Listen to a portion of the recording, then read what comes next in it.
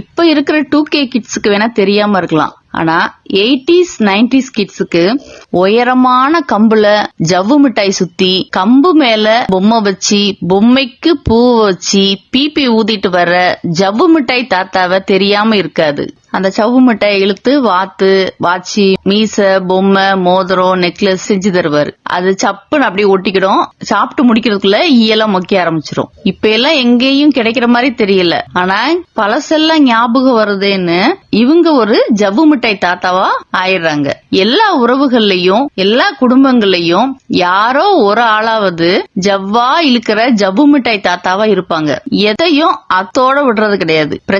ஒரு பிரச்சனை தான் ஒரு நாள் தான் நடந்திருக்கும். அத ஒரு வாரம் ஒரு மாசம் வருஷ கணக்கா கூட 89ல நடந்தது, 98ல நடந்தது, 2008ல 2018ல அப்படின்னு அந்த பிரச்சனை இழுத்துக்கிட்டு போயிட்டே இருப்பாங்க. ஒரே சவ்வு மிட்டாய் தான். அத அந்த தாத்தா விதவிதமா பொம்மைகள் அதுல செய்யற மாதிரி ஒரே பிரச்சனை தான். அத விதவிதமா இன்டர்பிரேஷன் விளக்கங்கள் வியாக்கியானங்கள் விவாதங்கள் 2.1 2.2 அப்படின்னு வேற லெவல்ல இழுத்துட்டு போயிருப்பாங்க. சுத்தி இருக்கவங்க எல்லாம் வேணா விட்டுரு போதும் இழுக்காத அப்படின்னு சொன்னாலும் கேக்குறதே கிடையாது. சவ்வு மிட்டாய குப்பை மாதிரி குவியல இழுத்து போட்டுருவாங்க. கடைசியில அந்த ஈக்கள் ஜவ்வு மிட்டாயில மொக்கிற மாதிரி ஈயெல்லாம் மொச்சி அதோட காலெல்லாம் அதுல ஒட்டிட்டு கிடந்து செத்து நார ஆரம்பிச்சிரும். வேதத்துல ஒரு வசனம் இருக்கு, செத்த ஈக்கள் தைலக்காரனுடைய பரிமள தைலத்தை நாரி கெட்டு போக பண்ணும், ஞானத்திலும் கனத்திலும் பேர் பெற்றவனை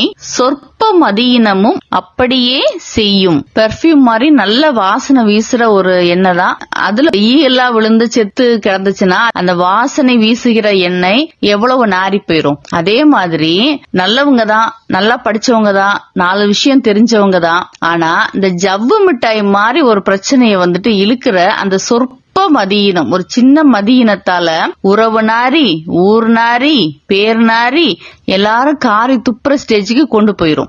இழுத்து போடப்பட்டு ஒட்டி கிடக்கிற ஜவ்வு மிட்டாய்கள் உங்களிடம் உண்டா என்று அவ்வப்போது தொட்டு பார்த்து கொள்ளுங்கள். ஆகவே ஜவ்வு மிட்டாய் தாத்தா ஆகாதீர்கள், பிரச்சனைகளை ஜவ்வாய் இழுக்காதீர்கள், ஈக்களை மொய்க்க விடாதீர்கள், உறவுகளை நார வைக்காதீர்கள்.